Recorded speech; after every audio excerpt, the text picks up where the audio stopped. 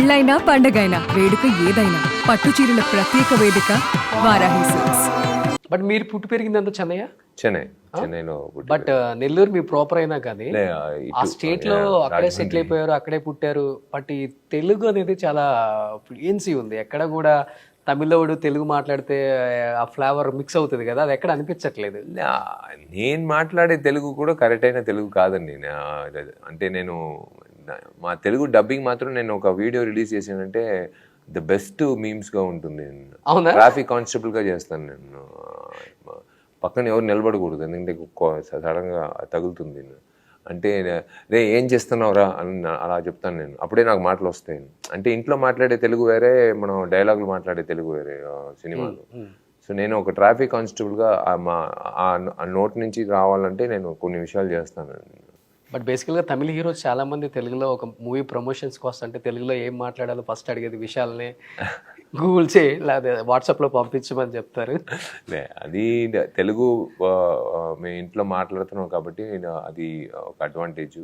And yes, నాన్నగారి ప్రయత్నం ఇవాళ తిరిగి చూస్తే నాన్నగారు ఆ రోజు ఆయన చేసిన ప్రయత్నం, ఆ పందెం కూడా నేను చేసి చూపిస్తాను, నోరు మూసుకొని కూర్చుంటారా, అదేంది రీమేక్ ఇచ్చేది, ఎంతోమంది ఇచ్చారు, కోట్లు అప్పుడే ఆఫర్లు ఇచ్చారు. అదంతా ఎగ్గొట్టి అంత డబ్బులంతా ఎప్పుడైనా సంపాదించుకోవచ్చు. నా కొడుకు తెలుగు అబ్బాయి, తెలుగు ఆడియన్స్ మధ్యలో నేను నిలబడి చూపిస్తానని చెప్పి ఆ ప్రయత్నంలో దిగి చేశారు. ఆయన మళ్ళీ ఇవాళ 20 సంవత్సరాల తర్వాత కూడా నేను ఇంటర్వ్యూ ఇస్తున్నాను. అవును. బట్ ఆంధ్రాలో ఫుల్గా ఇప్పుడు ఎలక్షన్స్ వేడి నడుస్తుంది. అలాంటి టైంలో April 26న రత్నం రిలీజ్ అవుతుంది. మీకు అండ్ గవర్నమెంట్కి చాలా దగ్గర సంబంధం. దగ్గర కాదండి, ఏదన్నా కానీ ఓపెన్గా మాట్లాడతారు కదా, ఏ స్టేట్మెంట్ ఇవ్వాలన్నా కానీ. యాక్చువల్గా ఒక యాక్టర్కి బయట ఒకటి లోపల ఒకటి మాట్లాడాలి అని చెప్తుంటారు, కానీ మీ విషయంలో మటుకు నేను ఎప్పుడు చూడలేదు. ఏదనిపిస్తే అది చెప్పేయడమే మంచిదే కదండి. మళ్ళీ మనం అర్థం ముందు నిలబడేటప్పుడు బాగా నటించేవరా ఆ కెమెరా ముందు.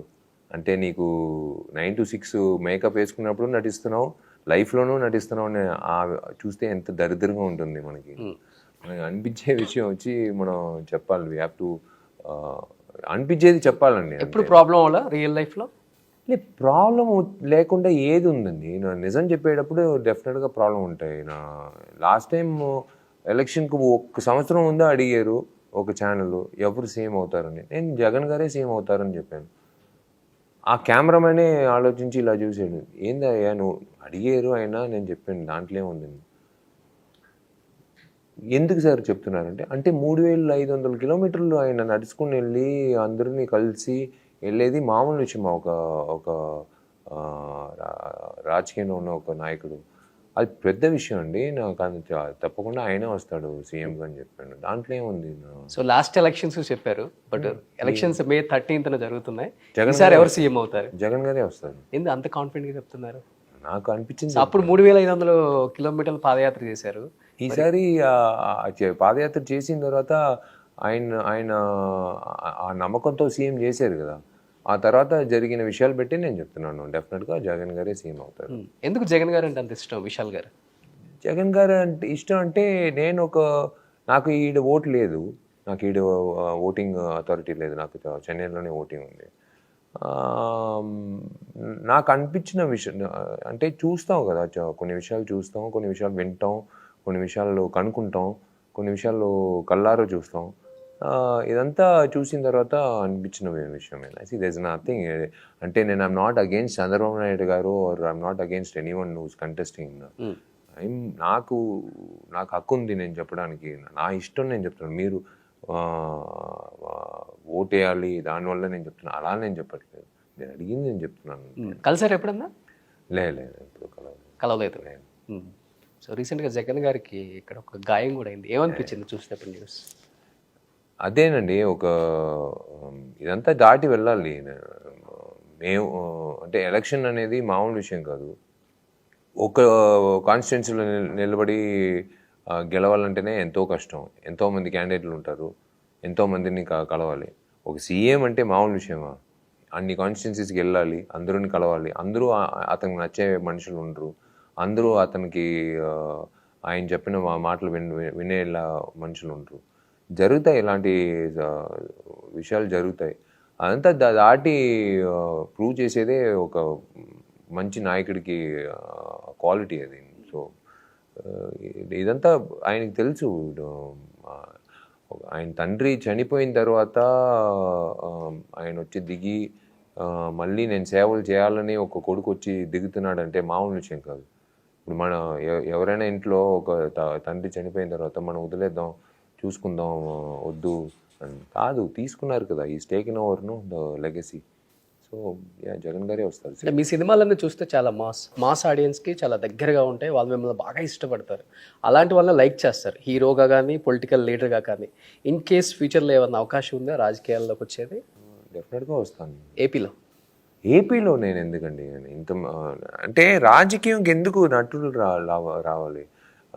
ఎప్పుడు రాజకీయ నాయకులు నటులు అవుతున్నారో అప్పుడే నటులు రాజకీయ నాయకులు అవుతారు. అది ఎవరు బాగా యాక్ట్ చేస్తారు, రాజకీయ నాయకుల సినిమా వల్ల?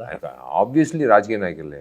చాలా మంది ఉన్నారు, సూపర్ యాక్టర్స్ ఉన్నారు తమిళనాడులో కానీ, ఆంధ్ర, ఏపీ, తెలంగాణ కానీ ఎక్కడైనా మీరు చూస్తే తెలిసిపోతుంది. మేము సినిమాల్లో సీన్లు పెట్టేది కారణం మేము ఎక్కడో అక్కడ మార్సు, ప్లూటోలో జరిగే విషయాలు కాదు, ఇక్కడ ఈడున్నాయి కదా, పేపర్లో చదువుతున్నాం కదా, అది పెట్టే మేము చేస్తున్నాం. సెన్సార్ బోర్డులో అడుగుతారు, ఎందుకు మీరు ఇలా కరప్ట్ ఆఫీషియల్స్ చూపిస్తున్నారు, ఎందుకు మీరు కరప్ట్ పాలిటీషియన్స్ని చూపిస్తున్నారు?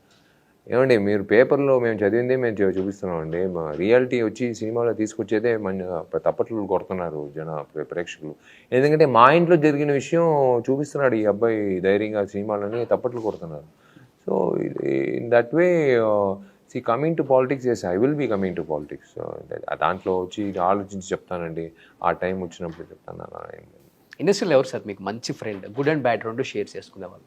ఇండస్ట్రీలో టెంటన్ మంచి ఫ్రెండ్, రానా ఎప్పుడు నా ఫ్రెండ్, ఎన్ని సంవత్సరాల నుంచి నా friend. Yeah, like there are good friends, like most of my heroines who worked with me are my good friends. Yeah, lot of good friends. Marine is a very good friend. నాకు marine వచ్చి నాకే తెలియదు, నేను ఒక add చేశాను, Thums Up ad. ఆ యాడ్లో ఆమె మోడల్గా పనిచేసింది, నాకే తెలియదు అప్పుడు 2015. Then she went on to become an actress. So చాలా ఇంటర్వ్యూస్లో చెప్పారు Varalakshmi Sarath Kumar is my best friend అని. Varu is my childhood friend. అంటే it's like today she Telugu ప్రేక్షకుల మధ్యలో ఒక మంచి పేరు తీసుకున్న ఒక నటుడుగా, it's a nice thing. Because నేను చూశాను, అంటే టాలెంట్ ఉంది కానీ ఆపర్చునిటీ రావట్లేదే అని అందరూ చాలామంది కోరుకుంటారు. అంటే ఇండస్ట్రీలో 100%లో only 90 or 85% will not make it, only 15% only will make it. So ఆ 85% వెయిట్ చేస్తారు, మాకు టాలెంట్ ఉంది, ఆ వాడికంటే నాకు ఎక్కువ టాలెంట్ ఉంది, నేను అందంగానే ఉన్నాను, నాకు మాత్రం ఎందుకు రావట్లేదని చాలామంది కోరుకుంటారు. ఆ విధంగా దేవుడు అందరికీ ఒక ఆపర్చునిటీ ఇస్తారు, లేట్గా ఇస్తారు. వరకు ఆ ఆపర్చునిటీ వచ్చి పెద్ద, అంటే తెలుగులో పెద్ద ఆపర్చునిటీ వచ్చి నాకు చాలా సంతోషం కలిగింది. నేను చెప్పాను, విష్ చేశాను. And I wish her also for for a next big step in her life, her personal life. I always wish her with touch lo unnara ippudike? Not regular touch, I message her once in a while. It's like family. While amma vachi like my second mother, nannu vachi oka kodukuga chustaru ame ippudu, like one of the boldest women I've seen in my life. So చాలా మంది expect చేశారు industry నుంచి మీ ఇద్దరు పెళ్లి చేసుకుంటారు, మంచి couple అవుతారు అని. మీరు ఎప్పుడైనా అనుకున్నారా దాని గురించి, ఇట్లా అవుతుందని? It's not like that. Friendship is different. Taking it forward to marriage is a totally different equation. So మీరు మూవీస్ అన్ని కూడా బాగా వాచ్ చేస్తారా? Yeah. గుడ్ అండ్ బ్యాడ్ రెండు చెప్తారు? యా, డెఫినెట్గా నా సినిమాలు కానీ, ఆమె సినిమాలు కానీ, and everything in that way.